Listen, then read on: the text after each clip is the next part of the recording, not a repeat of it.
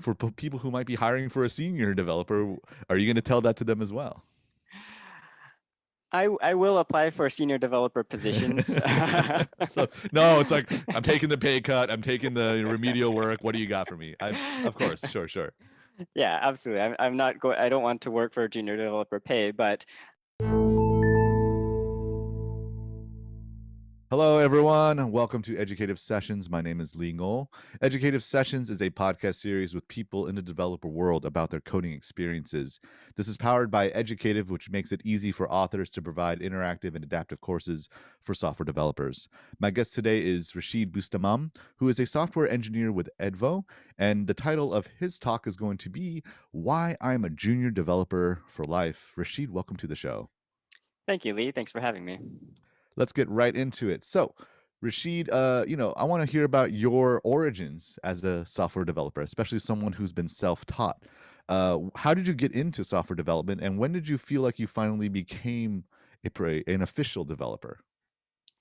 How did I get into software development? Well, my dad was actually a software engineer. He worked for Sun Microsystems when they still existed, Mhm. and he always wanted me to be a software engineer. And he tried teaching me coding as a child. And just like any child, whatever dad does is usually not cool. So Right, I right. wrote myself off from software engineering for most of my life until I realized that I needed money. So I decided to uh, harken back to my childhood days and ask my dad how to program, how to learn how to program, and he gave me Yeah. some resources, and I sort of just went from there. Fantastic. I just appreciate the blunt honesty of your sort of origin story in this, and especially how I connect with it a lot as someone who's like, yeah, my father really wanted me to get into engineering, so the answer to that is no, I will not do this just because you're doing it. But we all sort of come around and we learn a little bit more about what's happening there.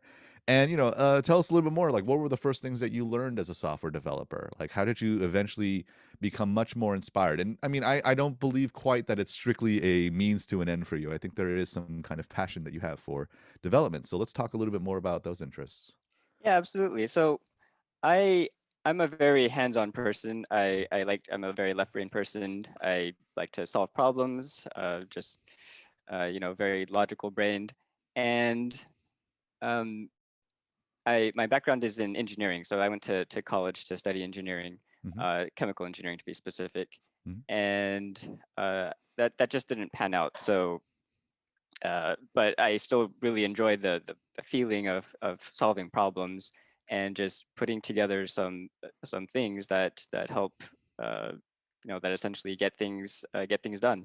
And when I discovered programming and more specifically a framework called Ruby on Rails, Hmm. that's when I started the tutorial, and within a month I was able to get a pretty simple web application up that was similar to Pinterest. And just being able to get something really out there just really quickly was like fascinating to me. And just and I was a beginner, and honestly I have no idea what I was doing because I was Hmm. just following the tutorial. But just that really lit a spark in me, and in saying, hey, I really want to learn more about this.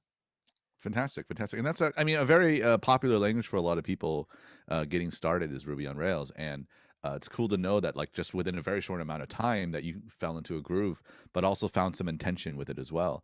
And you've been getting a lot more experience. I mean, you're a working developer now. How do you compare your experiences when you were first feeling out code to where you are now? And do you feel like you might have even changed a lot of your approach to coding in the process? Yeah, absolutely. The When I was starting out, I always thought it was cool to be clever. Hmm. Like, okay, so I have 5 lines of code here, but I know I can do it in like one line of code, and with like one method. And as I get more experience, I'm learning that uh, uh, con- having code be concise is not always the best thing. Hmm. Sometimes you do need those 5 lines of code because it's more expressive. It's more easy to understand what you're trying to do. Because Hmm.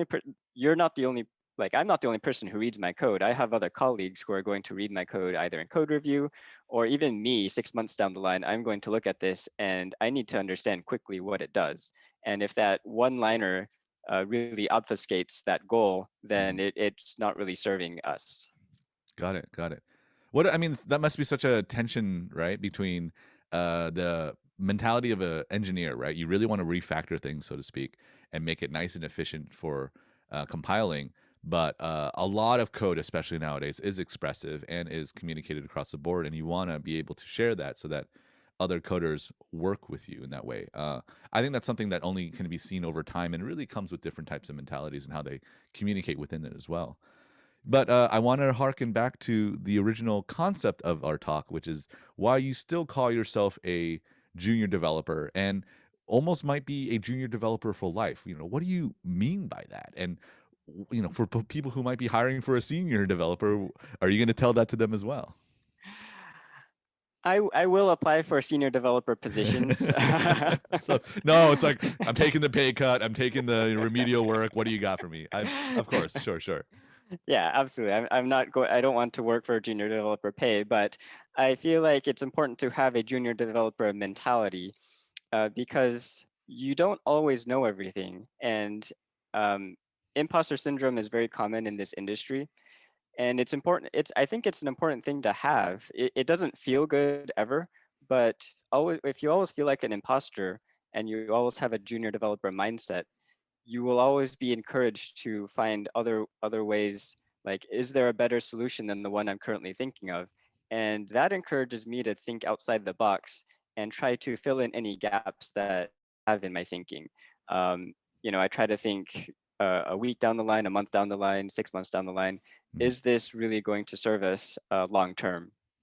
And that's not necessarily a junior mindset, mhm. but just trying to think of other ways, like, maybe this isn't the best way to do it. How can I determine, like, what are some gaps in my knowledge that I can kind of fill in, so that I can solve this problem more efficiently or more effectively in the long term.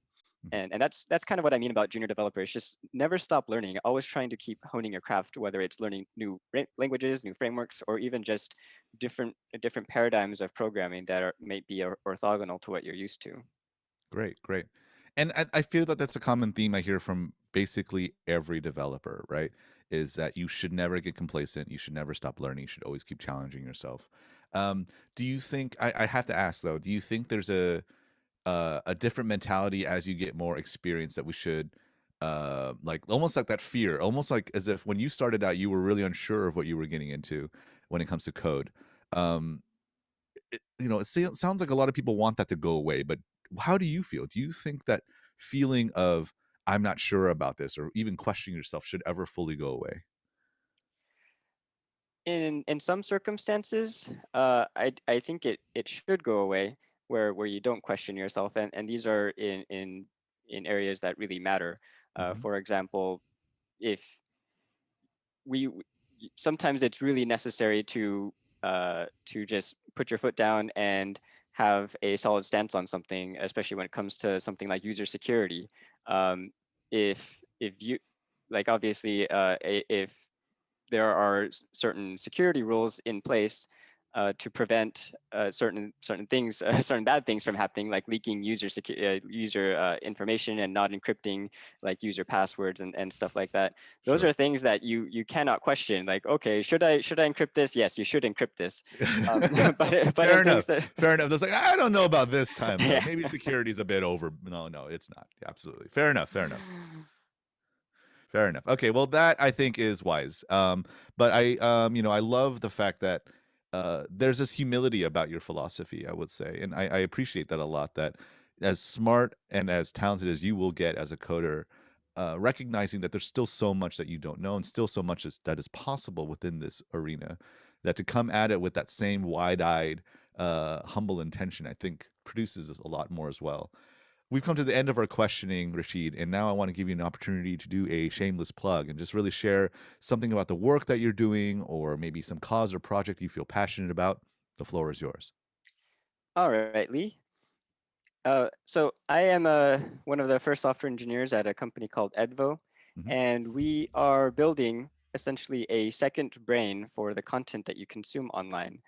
This helps you keep track of stuff that you have learned and also different learning journeys that you are on, so that if you ever want to quickly recall something, all you need to do is look for your learning journey and look at the notes that you took on that particular subject. We are in a private beta right now, but within a couple of months, we do hope to launch to the general public. And you can also sign up on our waitlist if you go to www.edvo.com. You can also contact me at rashid@edvo.com if you have any questions, and I'd be happy to talk shop with you. Awesome. Awesome. Wow, that sounds like a really great project. Yeah, thank you, Lee. Rashid Bustamam, thank you so much for taking the time to speak with us here at Educative Sessions. You were really fantastic, and I really appreciate. I think such a nuanced way of thinking about our learning journeys and how we can get so advanced, but really like to harken back to the days of us when we're just getting started as well.